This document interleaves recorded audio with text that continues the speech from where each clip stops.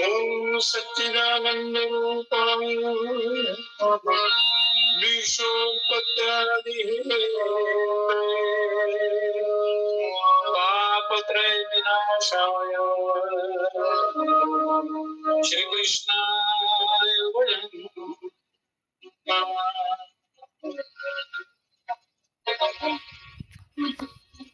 ओम युक्ताहार विहारस्य युक्तचेष्टस्य कर्मसु युक्तसंग्रामस्य योगे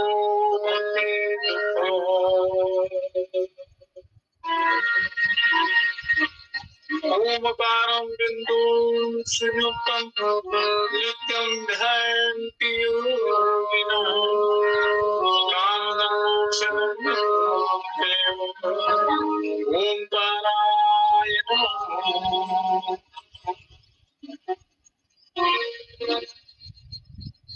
ओनन्दन्तु साधका सर्वे विनश्यन्तु विदुषितः अवस्था शान्तिः अस्तु प्रसन्नोऽस्तु सदा।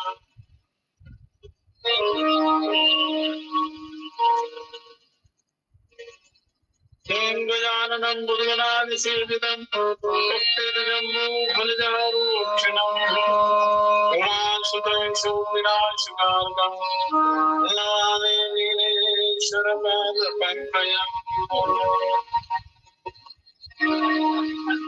ओम नमामि यामिनीनाथ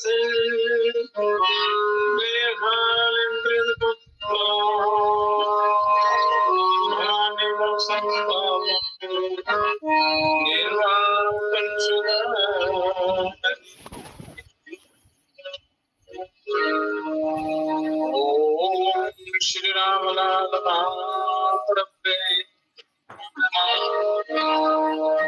हरि प्रभु चैतन्य सनप्रिय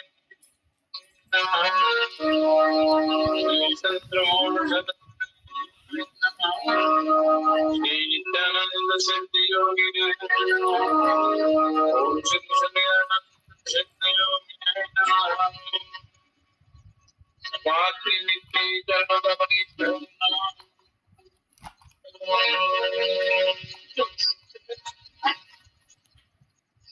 ओम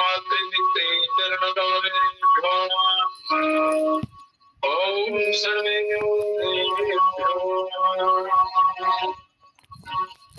ओम श्री परमात्मने नमः।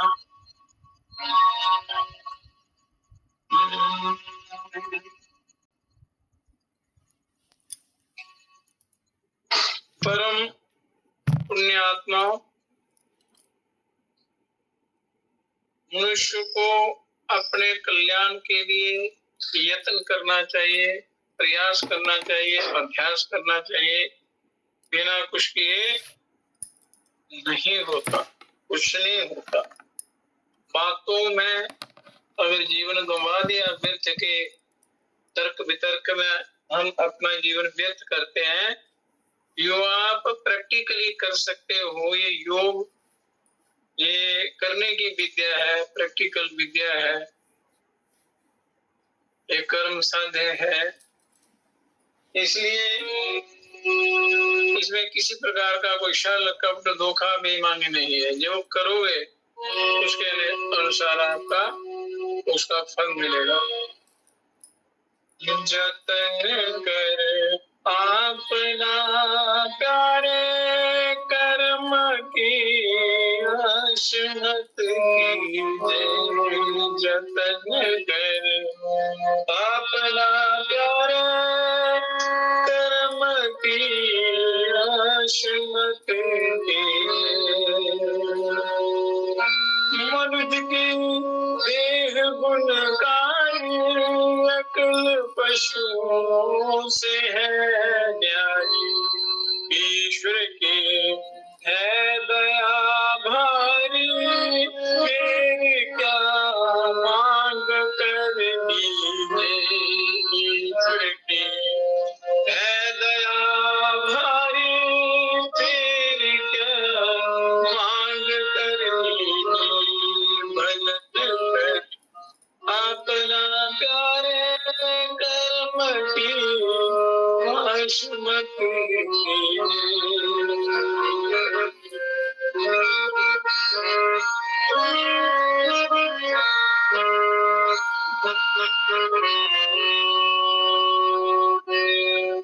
तो ये ऋषि मुनि सिद्ध योगी कहते हैं कि जतन कर अपना प्यारे, कि अपने कल्याण के लिए जतन करो, प्रयत्न करो, अभ्यास करो, साधना करो, कर्म की आश मत कीजिए। ये नहीं भाग्य के भरोसे नहीं रहना, क्योंकि जो आप करोगे वही आपका पवित्र कर्म बनेगा। सत्कर्म करोगे और बिना किए आपको अभिष्ट की प्राप्ति नहीं होती, जीवन सफल नहीं होता। मनुष्य की देह गुणकारी, अकल पशुओं से न्यारी, अकल पशुओं से है न्यारी। ये बाकी जितनी भी जोड़ियां हैं उनमें सोचने समझने करने की शक्ति मनुष्य को दी है परमात्मा, और दी है अपने कल्याण के लिए। ईश्वर की है दया बारी, फिर क्या मांग कर लीजिए। इतनी दया है, इतना सुंदर शरीर, जन्म और सारे साधन आपको दिए हैं, फिर उससे क्या मांगते हैं? फिर हम वही मांगते हैं इस संसार में फंसने के लिए, प्रभु हमें ये दे दो, ये कर दो, वो कर दो। इस प्रकार के हम संसारिक तुच्छ वस्तुएं मांगते हैं। इतना दिव्य शरीर दिया और मार्गदर्शन भी किया और इतने साधन दिए, तो उनको अपना कर मनुष्य को अपना जीवन सफल बनाना चाहिए। चाहे कहीं भी हो, आप किसी भी आश्रम में हो, तो जैसे गृहस्थ में हो, वानप्रस्थ में हो, ब्रह्मचर्य में हो, संन्यास में हो, पर बिना कुछ किए खाली शब्दों से काम नहीं चलता। इसके लिए अभ्यास करना पड़ता है। अभ्यास जन्य चीजें हैं। पर मूर्ख क्यों दुख पाता है? जतन कर अपना प्यार, कर्म की आश मत कीजिए। भजन कर राम का प्यारे, कर्म की आश मत कीजिए। आलस में मूड दुख पावे, कर्म का दोष बतलावे। आलस में मूड दुख पावे, कर्म का दोष बतलावे। न गुण को सीजने जावे, न गुण को सीखने जावे। रात दिन सोचने सीजे, जतन कर अपना प्यारे, कर्म की आश मत कीजिए। कर्म के आसरे सोवे, नीच उसकी दशा होवे। लोक पर लोक सुख खोवे, जतन बिन कौन पर कीजे। जतन कर अपना प्यारे, कर्म की आश मत कीजिए।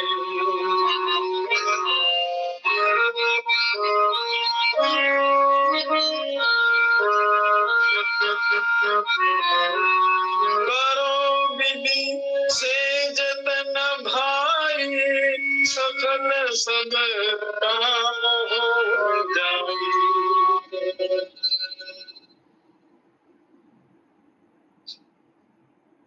कहते हैं करो विधि से जतन भाई, सफल सब काम हो जाए।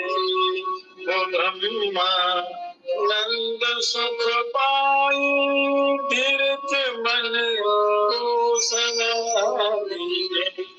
ब्रह्मा नंद सुख पाई, धीरज मन को समाधि। भजन कर अपना प्यारे, कर्म की आश मत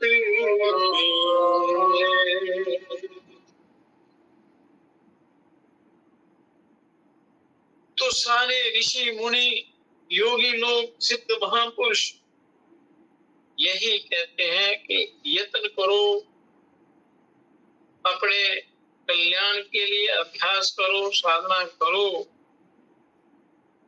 तो मन आपका ईश्वरी की तरफ लगना चाहिए। तो उसमें ये ध्यान योग है, ये सबसे उत्तम है समाधि की प्राप्ति के लिए, उस ईश्वर की प्राप्ति के लिए। तो योग का जो समग्र रूप है, कई प्रकार के योग हैं, उनमें सबसे सरल अष्टांग योग है। उसमें भी कई सूक्ष्म युक्तियां हैं, आत्म कल्याण की, जैसे कुंडली योग है और अनेक प्रकार के योग भी। तो उसमें जो सरल हो, सुखदायी हो, जो अपने अनुकूल हो, उसका अभ्यास, निरंतर अभ्यास करना चाहिए नियमानुसार। तो निश्चित रूप से आपकी कुंडली शक्ति जागृत होगी। तो कुंडली का कल वर्णन किया था, कल कुंडली का बड़ा गहन विषय था, तो उसको एक दो बार और आगे भी इसका करेंगे ताकि वो समझ में आ जाए कि महायोग। तो बड़े भाग्य से मनुष्य तन मिलता है, और उसमें भी ये सत्संग, ये आध्यात्मिक सत्संग बड़े भाग्य से मिलता है, और भी ज्यादा अच्छे भाग्य हो। तो नहीं तो कई सत्संग शब्द सुनते ही भाग जाते हैं। यहाँ मन लगाना बड़ा कठिन है, अगर एक बार लग गया तो वह कल्याण निश्चित है। तो योग जो है ये परम कल्याण करने वाली साधना है, और बड़ा जल्दी, बड़ा शीघ्र, अतिशीघ्र, सरल और सुगम और शॉर्टकट रास्ता है ईश्वर की प्राप्ति। योग शब्द जुज धातु से बना है संस्कृत में। संस्कृत एक बड़ी वैज्ञानिक भाषा है, बड़ी ही सुसंस्कृत और बड़ी संसार में सबसे उन्नत भाषा संस्कृत है। तो जुज कहते हैं जोड़ना, जुज धातु से बना है, जोड़ना भी धातु है। रवि और चंद्र अमावस्या को एक स्थान में आते हैं, सूर्य और चंद्रमा अमावस्या को इकट्ठे हो जाते हैं, तो उनके इस इकट्ठे होने को रवि चंद्र योग कहते हैं। तो ये दो वस्तुओं के एकत्र होने का नाम योग है। तो अथवा किसी पदार्थ में या किसी कार्य में या किसी मनुष्य में किसी भी कारण से किसी प्रकार की जो न्यूनता देख पड़ती है, उसकी पूर्ति होना भी एक प्रकार का योग ही। कोई दरिद्र मनुष्य है, उसे यदि धन मिल जाए तो वह धन योग है, और यहाँ जल ना हो वहां यदि जल आ जाए तो वह जल योग है। जीव को ज्ञान विज्ञान का प्राप्त होना, ज्ञान विज्ञान का प्राप्त होना ज्ञान विज्ञान योग है। पुराण पुरुषोत्तम का ज्ञान प्राप्त होना पुराण पुरुषोत्तम योग है। जीव की समाधि लग जाए तो वह समाधि योग है। और जयति बद्धते इत्यादि षड विकारों से जो युक्त है, षड विकारों से जो युक्त है, जिसमें 6 प्रकार के विकार हैं, और जो क्लेश कर्म विपाक रहित 6 विकारों से रहित है, वह है परमात्मा। वो परमात्मा जिसमें किसी प्रकार का कोई विकार नहीं है, तो परमात्मा कहलाता है। तो विकारों से युक्त जो है वो जीवात्मा कहलाता है। तो जिन अनेक प्रक्रियाओं से इस जीवात्मा का उस परमात्मा के साथ योग होता है, परमात्मा के साथ मिलन होता है, वह जीवात्मा परमात्मा योग है। जीवात्मा परमात्मा योग से आप ध्यान करते हैं, कुंडली जागृत करते हैं, और कई साधनाएं हैं, भक्ति योग है, ज्ञान योग है, क्रिया योग है, इस प्रकार के अनेक प्रकार के योग हैं। तो जीवात्मा और परमात्मा के मिलने का जो साधन है वो भी योग है।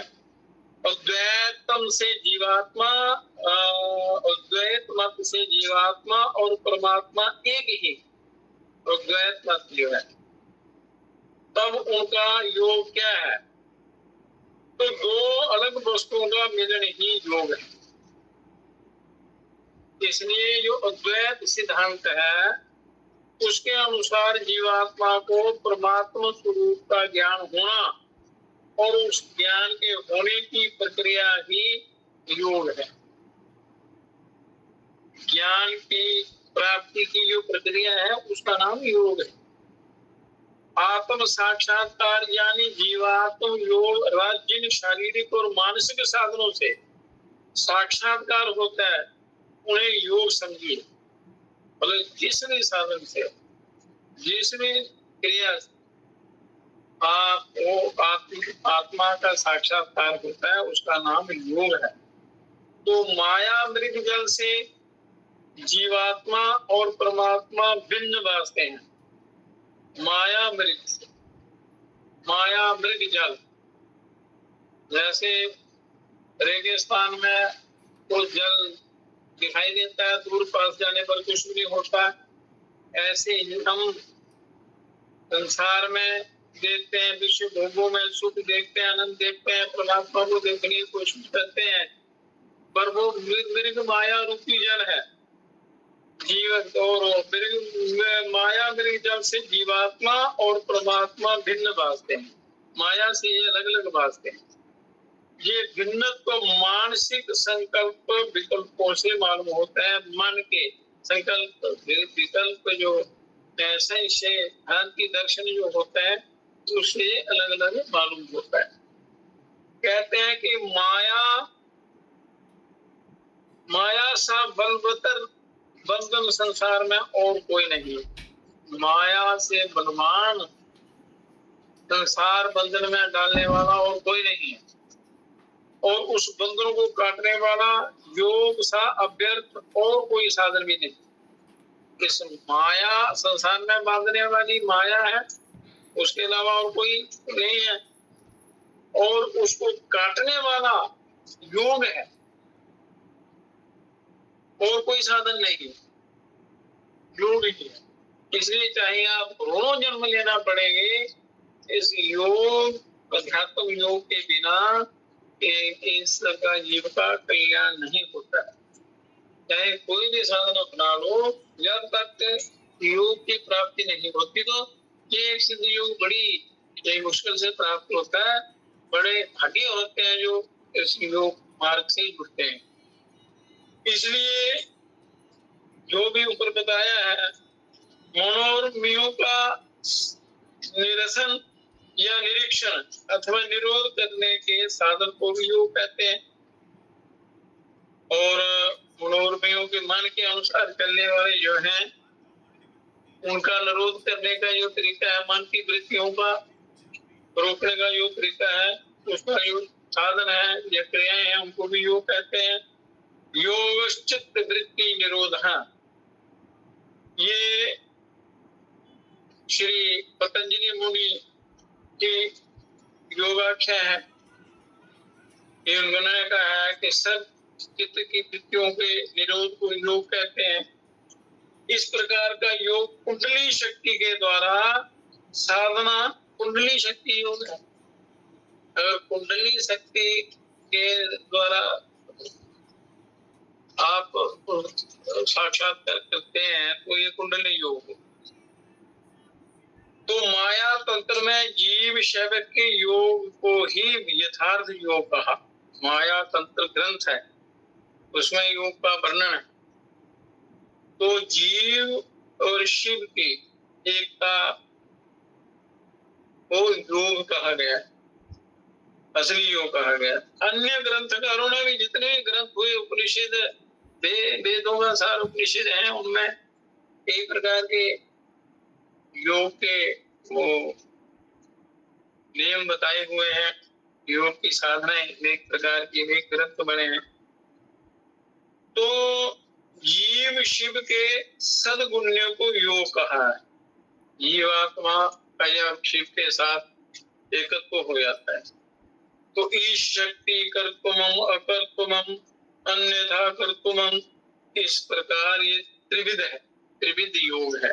तीन प्रकार का इन शक्तियों, इन शक्तियों में पहली दो शक्तियां योगियों में जागृत होती हैं, ईश्वर शक्ति कर्तुम अकर्तुम अन्यथा कर्तुम, ये तीन प्रकार। पहली दो जो हैं वो योगियों में जागृत होती हैं।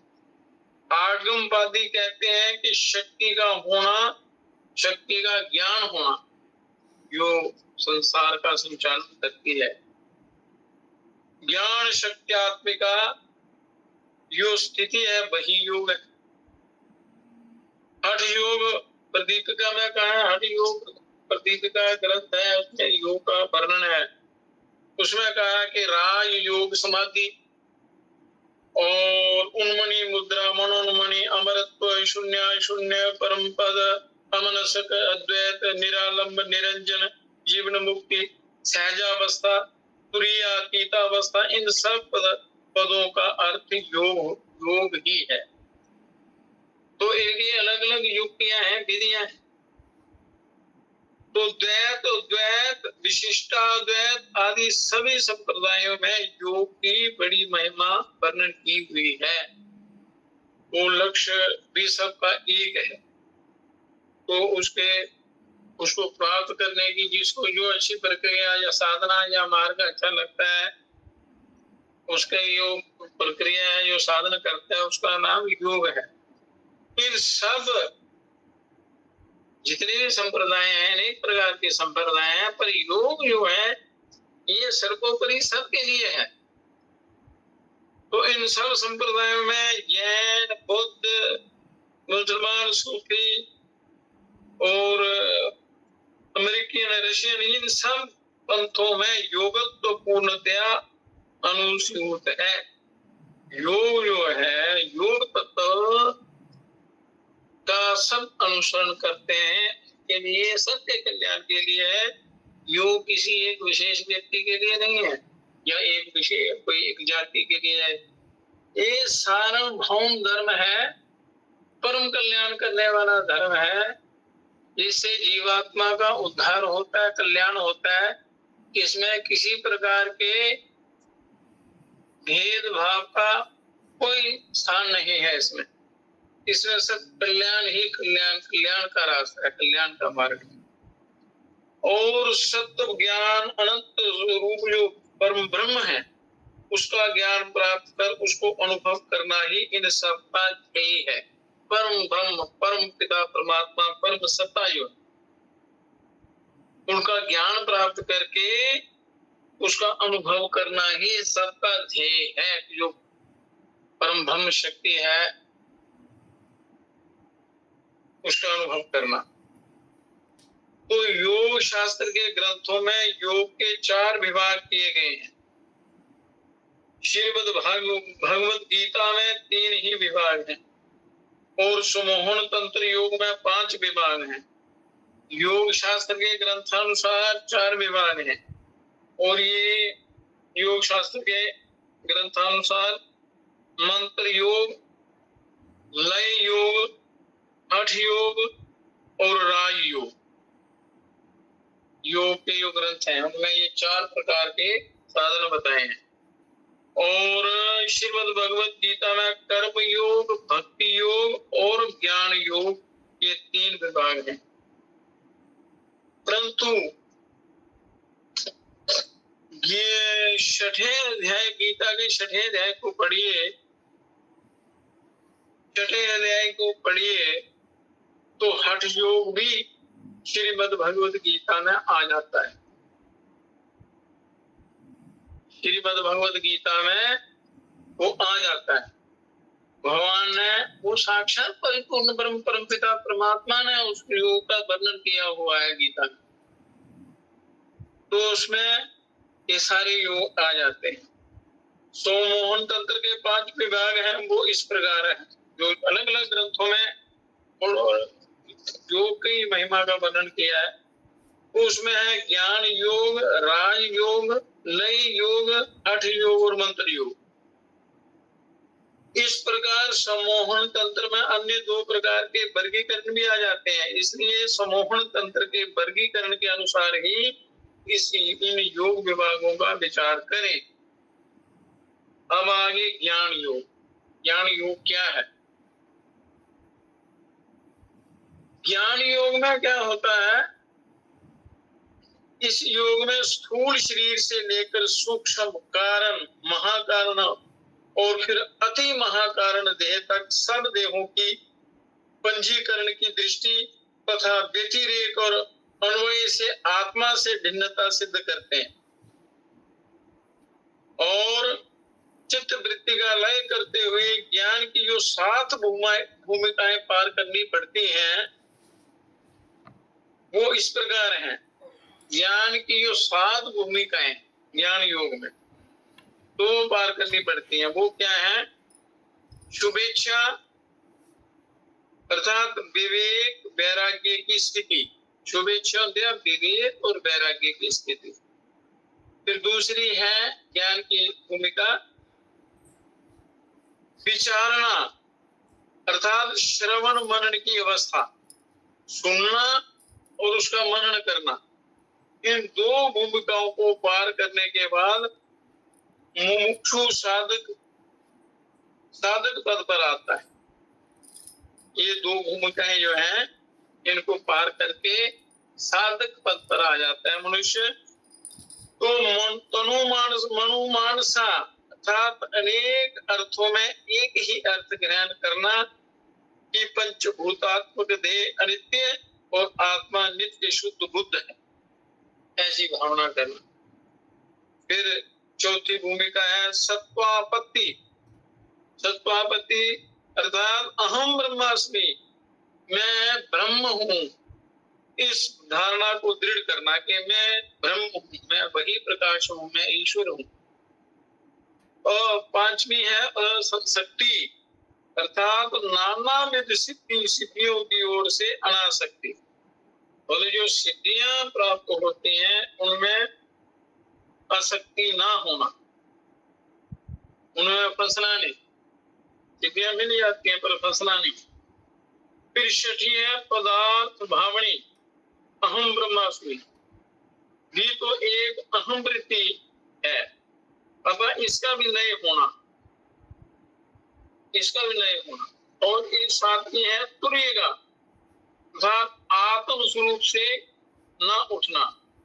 इन 7 भूमिकाओं को पार करते हुए विक्षिप्तता, गयाता, संदिष्टता और सुनीलता, इन 4 अवस्थाओं में तथा लय, विक्षेप, विषय और रसास्वाद, इन 4 विघ्नों को लांघ कर केवल निरालंब स्थिति में तल्लीन होकर रहने को कहा गया।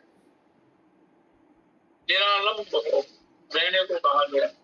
तो धीरे धीरे ये गुरु आज्ञा अनुसार इनको अच्छे प्रकार समझ लेना है। तो इसमें किसी प्रकार के कोई और बाहरी तत्वों की आवश्यकता नहीं पड़ती, केवल अपने मन को स्थिर करना है और एक एक जो स्टेप है उसको पार करते जाना है, एक एक भूमिका को सिद्ध करते जाना है। ये आ गया ज्ञान योग। उसके बाद ये ज्ञान योग की 7 भूमिकाएं पार करनी पड़ती है समाधि के लिए। अब आ गया राजयोग। अगर जो आदमी ये नहीं कर सकता तो राजयोग।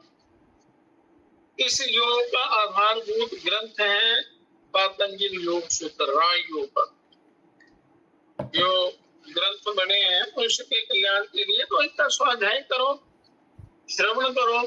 श्रवण में बड़ी शक्ति है। श्रवण क्या करना चाहिए? सदग्रंथ जिनसे हमें आत्मज्ञान हो, ब्रह्म ज्ञान की प्राप्ति हो, हमारा उद्धार हो, कल्याण हो। इसमें 4 पाद वर्णित हैं योग ग्रंथ में, पातंजल योग सूत्र। पहला पाद है समाधि पाद, फिर साधन पाद है, फिर सिद्धि पाद है और फिर कैवल्य पाद है। सिद्धि पाद को विभूति पाद भी कहते हैं। ये 4 पाद हैं। भले इनको ऐसा वर्गीकरण किया है कि जिससे मनुष्य आसानी से इसको समझ सकता है, कर सकता है। तो अष्टांग योग साधन करके शरीर के भिन्न भिन्न स्थानों में मन संयम करे, मन संयम करे। अष्टांग योग में ये बड़ा सरल और सीधा तरीका है, शॉर्टकट तरीका है। तो शरीर के अलग अलग स्थान हैं, अलग अलग चक्र हैं, तो वहां उन चक्रों में, उन स्थानों में मन का संयम करना है। तो इस संयम से भूण ज्ञान, ताराव्यूह ज्ञान, काय व्यूह ज्ञान, मतलब शरीर का पूरा ज्ञान, क्षुधा पिपासा निवृत्ति, भूख प्यास की निवृत्ति, बिना भूख बिना खाए पिए मनुष्य कई वर्ष जीवित रह सकता है, ऐसी सिद्धियां हैं। सिद्धों के दर्शन, अनिमा, गरिमा, महिमा, महिमा, प्राप्ति, प्राकाम्य, ईश्वर वशत्व, ये 8 सिद्धियां हैं। ये 8 सिद्धियां प्राप्त होती हैं संयम करने से, परंतु ये सिद्धियां आत्म स्थिति में अंतराय हैं। इसलिए विवेक ख्याति करके निर्विकल्प समाधि सुख लाभ करना चाहिए। यही परम उपदेश है ग्रंथों में, शास्त्रों में, ऋषि मुनियों का, गुरुओं का, योगियों का, परमात्मा का। योगियों के द्वारा परमात्मा ही इन ऋषि मुनियों योगियों के द्वारा ये ज्ञान देते हैं, उपदेश देते हैं। तो हमारा लक्ष्य होना चाहिए आत्मोद्धार, निर्विकल्प समाधि सुख लाभ और परम कल्याण। ये उद्देश्य होना चाहिए हमारा। सिद्धियों के चक्कर में या संसारिक माया के चक्कर में, संसारिक पदार्थों की प्राप्ति के चक्कर में इनका प्रयोग नहीं करना चाहिए। फिर ईश्वर प्रणिधाना द्वा, इस सूत्र के अनुसार ध्यान योग राय योग का ही एक भाग माना जाता है। ध्यान योग जो है वो राय योग का ही एक हिस्सा है। तो इस राय योग में जो प्राणायाम बताया है उसको करते हैं, उसको करते हुए साधक रेच के समय बाह्य जगत को और अपने भीतर आकर्षण करे और कुंभक करने में उसे अपने अंदर दृढ़ धारणा करे, धारण करे, उसको धारण कर लेना। और पूर्व में मन की सब द्वैत कल्पनाओं को निकाल कर बाहर कर दे, बाहर निकाल दे।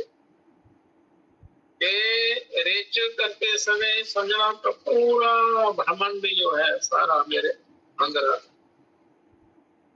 और जब कुंभ करते हैं, अंदर रोकते हैं उसको, तो ये धारणा करने, उसे अपने अंदर दृढ़ धारण करना और मन और पूर्व में मन की सब दैत और उदैत कल्पनाओं को निकाल कर बाहर फेंके। जितनी भी कल्पनाएं हैं वो सब आपको बाहर फेंक देंगी।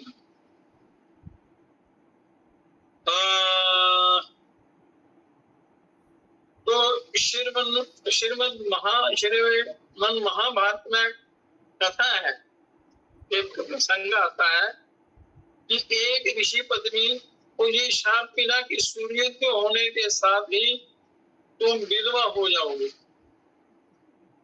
विधवा हो जाओगी, उसके पति नहीं रहेंगे। तब उस सती ने ऊपर लिखे अनुसार धारणा की और उसकी उस धारणा से सूर्य देव का उदय होना ही रुक गया।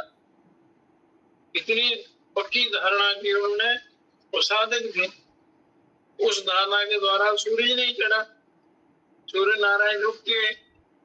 तो सूर्योदय का समय निकल गया, 14 घंटे और बीत गए, पर सूर्योदय नहीं हुआ। बोले योग में इतना बल है, इतनी ताकत। तो महर्षि वशिष्ठ जी ने आकर उससे कहा कि सूर्यदेव का उदय होना क्यों रोकती हो? सूर्योदय होने दो, तुम्हारे मृत पति को संजीवन मंत्र से पुनः जीवित कर देंगे। ये मंत्र संजीवन मंत्र विद्या है, संजीवन मंत्र विद्या, संजीवनी विद्या, उससे मनुष्य पुनः जीवित हो जाता है। जैसे बृहस्पति जी और शुक्राचार्य जी जीवित करते थे। तब उस सती ने महा संयम को छोड़ा। जो संयम है, संयम में इतनी ताकत है कि सूर्य की गति को रोक दिया। मन संयम को छोड़ा, तात्पर्य ये कि तद ऋषि पत्नियां भी महायोगी हुआ करती थी। ऋषि तो महायोगी हुआ ही करते थे, पर उनकी पत्नियां भी महायोगिनियां हुआ करती थी, महासिद्ध, और नई सृष्टि करने की सामर्थ्य रखती थी योग विद्या द्वारा। तो भवन, कर्म और ध्यान इस योग के भेद हैं। भवन का अभिप्राय है कि मूलाधार से ब्रह्मरंध्र तक सप्तलोक व्याप्त प्रकाश रूप एक दंड ग्रीव की हड्डी जो है, इसके साथ जुड़े हुए जो चक्र हैं, उसमें जलज, उद्भिज, जारज, देव, दानव और मानव, ये सब एक पर एक अपने तेज रूप दंड में रहते हुए समाविष्ट हैं। सब उस तेज रूप दंड में रहते हैं। तो इस प्रकार की भावना करे। और कर्म का अभिप्राय है कि मैं ब्रह्म शक्ति संपन्न हूं, ऐसा जप करे। और ध्यान का अभिप्राय है शुद्धात्मात्मखिलम शुद्ध ज्ञानं तपोमयम् शुद्धेन्द्रियं वा गुणोपेतं परमं तत्त्वं विभावये। कि ये कहकर भ्रूण मध्य में शुभ कमल के बीच परम पुरुष का ध्यान करे। भ्रूण मध्य में इस आज्ञा चक्र में ध्यान करे। तो ये राजयोग हुआ। अब आगे आता है लय योग। प्राण शक्ति लय योग का वर्णन करते हैं। प्राण शक्ति, कुंडली शक्ति, मन, मन की वृत्तियां, इन सब का लय जिस योग में किया जाए वह लय योग होता है। अच्छी प्रकार समझने कि प्राण शक्ति, कुंडली शक्ति, मन और मन की वृत्तियां, इन सब का लय जिस योग में किया जाता है वह लय योग है। कुंडली योग तंत्र में वर्णित कुंडली योग तंत्र एक ग्रंथ है। उसमें कुंडली के विषय में, कुंडली योग के विषय में विस्तार से लिखा हुआ है। और हठ योग में भी वर्णित है। हठ योग भी एक दिव्य ग्रंथ है, उसमें भी वर्णित है। कुंडली योग में यम नियमादि अष्टांग साधन बताकर शोधन, धृति, स्थिरता, धैर्य, लाघव, प्रत्यक्ष, निर्विकल्प समाधि, ये 7 अंग वर्णन किए गए। कुछ ग्रंथों में षट चक्र, उनके दलों के रंग, उन दलों पर स्थित मात्रिकाएं, जो अक्षर होते हैं, शब्द होते हैं, तथा उन चक्रों के देवता बताए गए हैं अपने अपने अनुभव के अनुसार। और ये सब कुछ जो अनुभव होता है वही लिखा जाता है, और ये प्रत्यक्ष होता है, कोई ऐसी बनावटी बातें नहीं। कुछ ग्रंथों में उन चक्रों के देवता और उनके वाहन भी लिखे हुए, उनका वर्णन करते हैं। तो इस योग मार्ग में ये बताया गया है कि सहस्रार चक्र में कामेश्वर और कामेश्वर का ध्यान करें, शिव और शक्ति का ध्यान करें। आमूल सब चक्रों के देवताओं को जो वर्णन किया गया है वह पंच ब्रह्मा, ब्रह्म सनासीना, पंच ब्रह्म समन्विता के इस वजन के आधार पर इनका वर्गीकरण किया गया है। श्री कामेश्वर और श्री कामनाथ आदि गुरु हैं। शिव और शक्ति, मनुष्य शिव और शक्ति है, परम शिव और परम शक्ति है। इसके लिए उनका स्थान सहस्रार के अंत में श्री गुरु पादुका ही बताया गया है। गुरु पद में है सहस्रार बिंद में। पर ये सब अनुभव होता है अभ्यास करने पर जिसको जो अभ्यास सरल मालूम हो, सरल उसके लिए सरल हो, सहायक हो, या आसानी से जो कर सकता हो उस साधन को आपने अपनाना है तो बड़ा जल्दी कल्याण होता है। इस मार्ग की ओर चलना है, अपना रास्ता मिलता जाएगा अपने आप गुरु के पास। और मूलाधार से सहस्रार तक सब चक्रों के स्थान स्थूल देहगत स्थानों के समीप ही ऊपर के जहाँ शरीर के अंदर उनके स्थान बताए गए हैं, तो उनको डिटेल में बताएंगे। पहले समझना है कि शरीर में हमारे उन सूक्ष्म तत्वों की स्थानों की शक्ति केंद्रों की स्थिति कहाँ पर है, क्या है, कैसे है, तो ये सब पता हो तो फिर साधना में कोई दिक्कत नहीं होती, ध्यान करने में कोई परेशानी नहीं होती।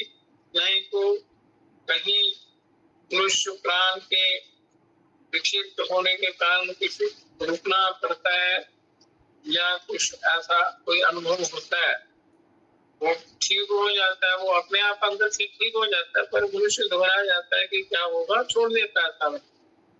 तो ऐसा नहीं करना है। पहले आपने अच्छी प्रकार समझ देना है अपने शरीर की व्यूह रचना को, कायिक व्यूह रचना को, उसके बाद आपने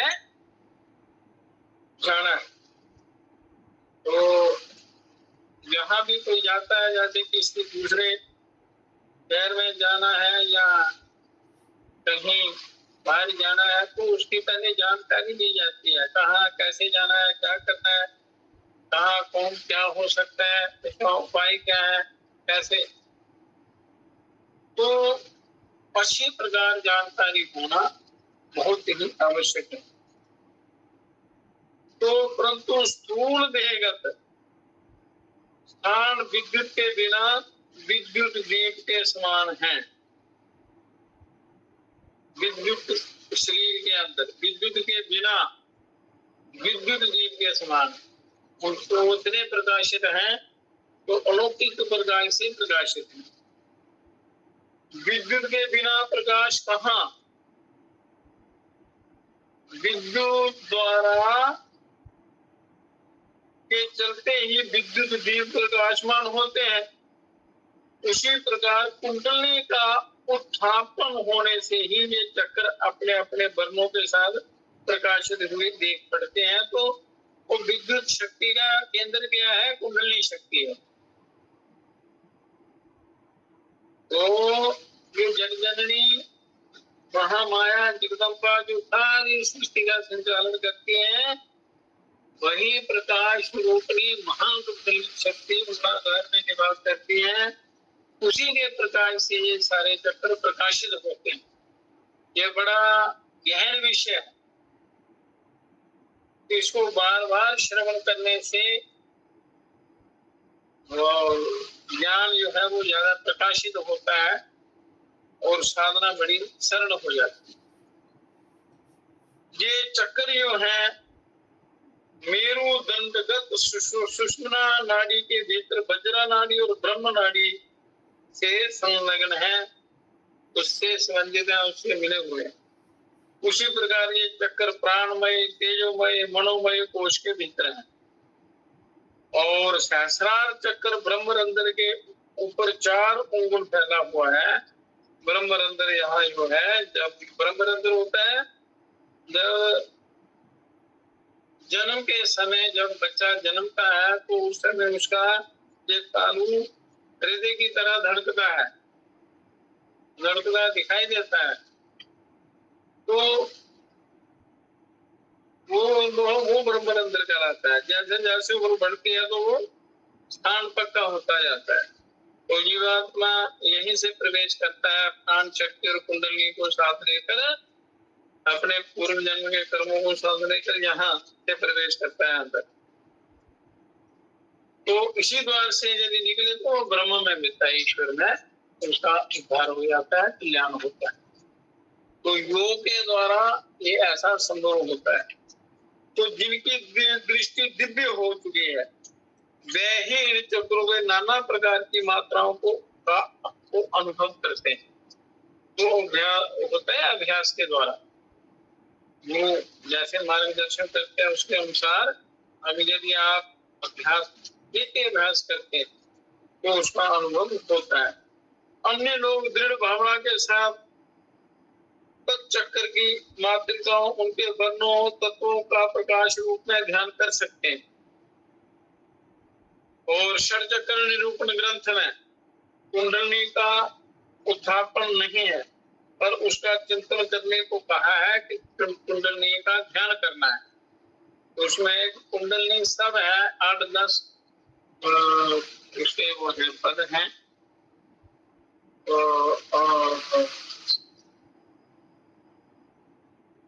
तो उसको ध्यान करने को उससे भी कुंडली शक्ति जागृत होती है। तो भावना से और क्रमशः इष्ट देव प्रसाद से तथा गुरु कृपा से ये कुंडली योग सिद्ध होता है। मतलब मुख्य है आपकी भावना, और फिर इष्ट देव प्रसाद से, इष्ट देव का जो चिंतन करते हैं, फिर उसके बाद गुरु कृपा से ये कुंडली योग सिद्ध होता है। तो इस भावना से जो अनुभव प्राप्त होता है वही अनुभव हठ योग साधना से प्राप्त होता है। भावना से प्राप्त हो जाता है, हठ योग से भी वही प्राप्त होता है। हठ योग से कुंडली उत्थान हो जाए तो भी इष्ट देव का प्रसाद से दिग्बंध का होना तो आवश्यक ही है, नहीं तो पिशाचाली अनिष्ट भूत संग द्वारा प्रत्यवाय हो सकता है, कुछ गड़बड़ हो सकता है, विघ्न आ सकते हैं अनेक प्रकार के। तो इसलिए इन तीनों का साधन जो है बड़ा आवश्यक होता है। इष्ट देव के प्रसन्न होने पर इष्ट देव ही मानव रूप धारण कर साधन के योग की सब तरह करार देते हैं। इष्ट देव इसलिए इष्ट एक जरूरी रखना होता है, सब एक ही परमात्मा के एक रूप है। उनमें तो एक इष्ट की साधना अपने उस ध्यान योग मंत्र के साथ ही अपने इष्ट की आराधना करनी है। तो वही मानव रूप होकर योग की सब क्रियाएं अपने आप करवा देते हैं। और इसके प्रमाण स्वरूप परमहंस राम कृष्ण का दृष्टांत है। परमहंस राम कृष्ण जी बड़े बुद्धि योगी जो हैं, उनके उस ग्रंथ में लिखा हुआ है कि श्री भगवती ने उनके पास एक योगिनी को भेजा, वो इष्ट देवी थी महाभगवती, जिन्होंने श्रावण महीने में उनसे योग की सब क्रियाएं करा दी। आगे भगवती ने अपनी योगिनी भेजी, अपनी शिष्य भेजी, उन्होंने उनकी 6 महीने में सब सिद्धियां करवा दी। तो तंत्र शास्त्र के इस नए योग कुंडली का जगाना केवल गुरु कृपा से ही होता है। इसलिए गुरु ही मुख्य देवता माने गए हैं इस प्रक्रिया में। गुरु ही स्पर्श दीक्षा और फिर दिव्य दीक्षा शिष्य को देते हैं। स्पर्श दीक्षा और दिव्य दीक्षा ये गुरु देते हैं। और दीक्षा होने पर एक क्षण में ही शिष्य की कुंडली जाग उठती है। जब दिव्य शिक्षा दी जाती है, दीक्षा मनुष्य कुछ करेगा तभी वो दीक्षा, दिव्य दीक्षा सिर पर हाथ रखते ही तो कुंडली उनकी जाग जाती है। इस कुंडली शक्ति के जाग उठने पर मूलाधार से सहस्रार पर्यंत संपूर्ण शरीर प्रकाशमय हो जाता है, प्रकाश ही प्रकाश हो जाता है। और ऐसे आनंद की, परमानंद की, विद्यानंद की अनुभूति होती है जिसका इन शब्दों से वर्णन नहीं किया जा सकता। मनुष्य इस वाणी के द्वारा वो बता नहीं सकता, वो अनुभव का विषय।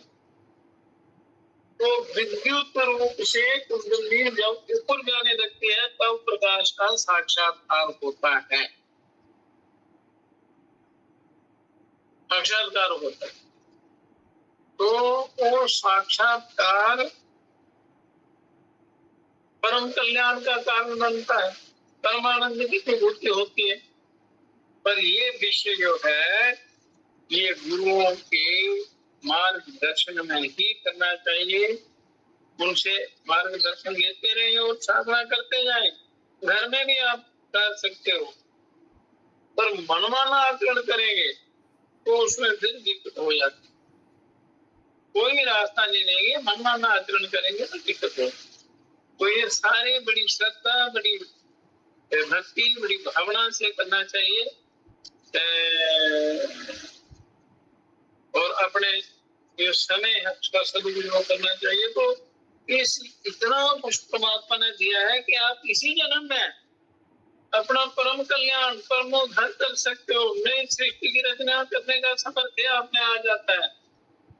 मतलब असंभव को संभव किया जा सकता है। और हमारा उद्देश्य है आत्मोद्धार, आत्म कल्याण, परमानंद की अनुभूति, जन्म की सफलता। इस चक्कर, जो आवागमन के चक्कर में पड़े हैं, इससे बाहर निकलना। तो इतना दिव्य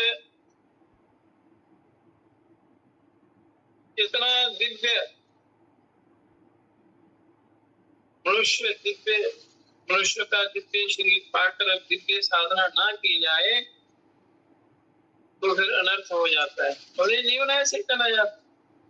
तो इसे दिव्य शरीर के द्वारा हमें दिव्य कर्म करने हैं, दिव्य साधना करनी है। उसके द्वारा हमने अपना उस दिव्य परिपूर्ण परम पिता परमात्मा का जो परम पद है उसको प्राप्त करना है। वहां जाना है, अपना कल्याण, अपना उद्धार करना है।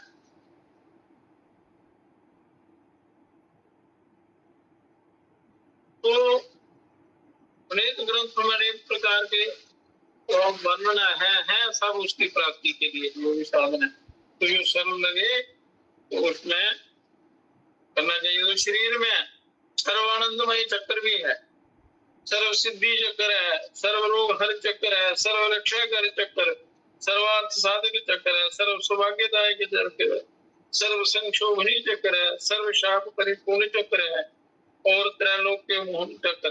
ये सारे अंदर सारी सबकी स्थितियां हैं। तो इसलिए अपने सूक्ष्म, अपने स्थूल सूक्ष्म कारण सबको अच्छी प्रकार समझना है। फिर यदि साधना आप करते हैं फिर परम कल्याण हो जाता है, परमानंद की अनुभूति होती है।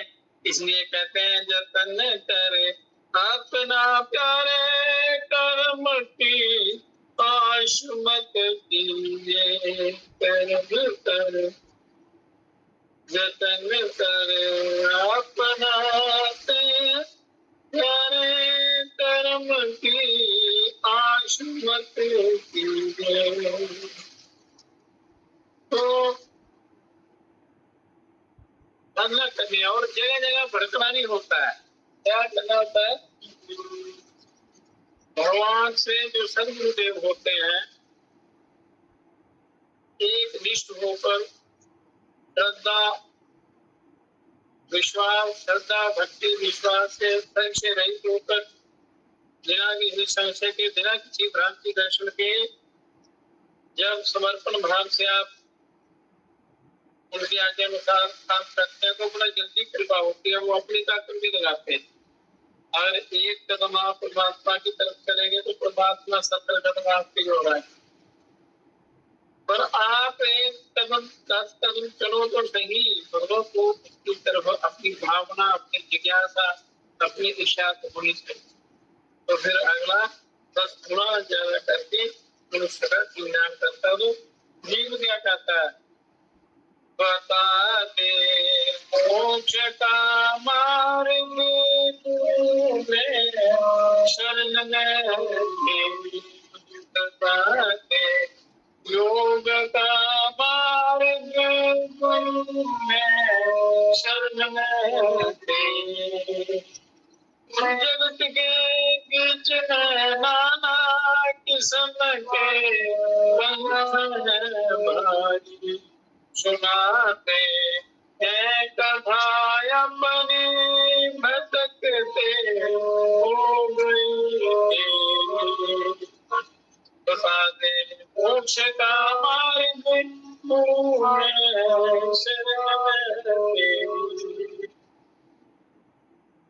ये जीव कहता है कि प्रभु हे गुरुदेव, संसार में अनेक किस्म के पंथ हैं, अनेक किस्म के रास्ते। अपने अपने सारे सुनाते हैं कि मेरा मार्ग अच्छा, कोई कहता है मेरा अच्छा, कोई कहता है मेरा अच्छा है, और मुझे भटकते सारी उम्र मेरी बीत गई, मेरा उद्धार नहीं हुआ, कल्याण नहीं हुआ। आप कोई ऐसा रास्ता बताओ जिससे मेरा उद्धार हो। कहते हैं कोई मूर्त के पूजन को बतावे हो करने को, कोई तीर्थ के दर्शन को फिराते हैं सनाते। अनेक मार्ग बता देते हैं, कोई सही सच्चा एक रास्ता नहीं बताता। और मुझे भटकते इतनी देर हो गई है, समय इधर उधर जाते रहते हैं, ये करो कभी वो करो, कोई अपना माने, कभी कहीं कभी कहीं कहीं कभी कहीं लग जाता है, एक जगह स्थिर नहीं होता प्रभु। फिर कहते हैं सीता पे धर्म चर्चा की हजारों वाच कर देखी, मिटा से नहीं मन का अकल ज्ञान में घिरी। जितने ज्यादा पंथों का अनुसरण किया उतना ही मैं फंसता गया जंजाल में, अकल जंजाल में फंस गई, उलझ गई। तो प्रभु कैसे उद्धार हो, कोई एक रास्ता बताओ जिससे मेरा कल्याण हो।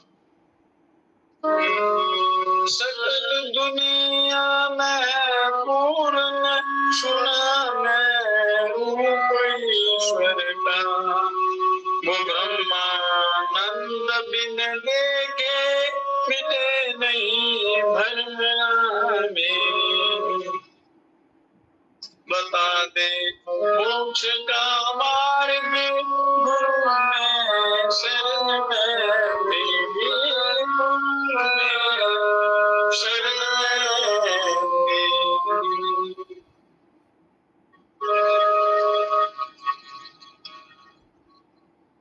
तो सदगुरु से उद्धार का रास्ता पूछना है और उस पर चलना है, इधर उधर भटकना नहीं।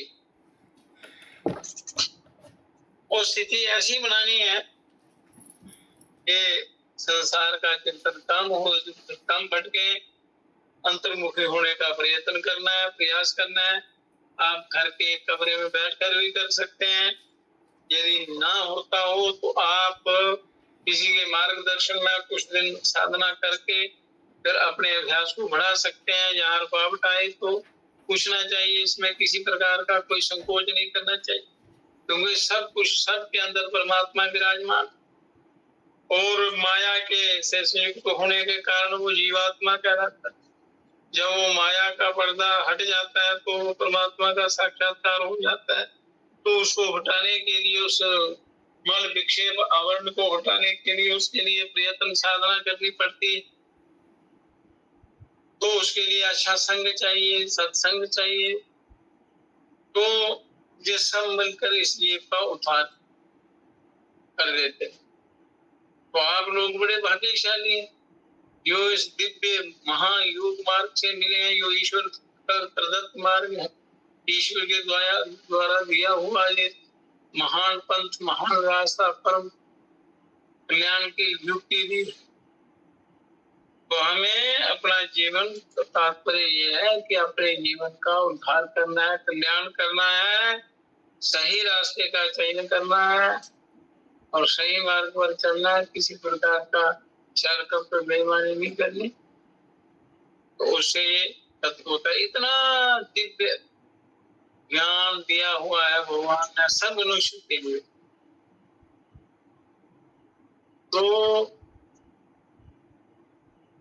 इस अमूल्य देह का जो हमारा उद्देश्य है, जो दोबारा कभी मिलता नहीं है, मनुष्य का मिले नहीं मिले कोई गारंटी नहीं।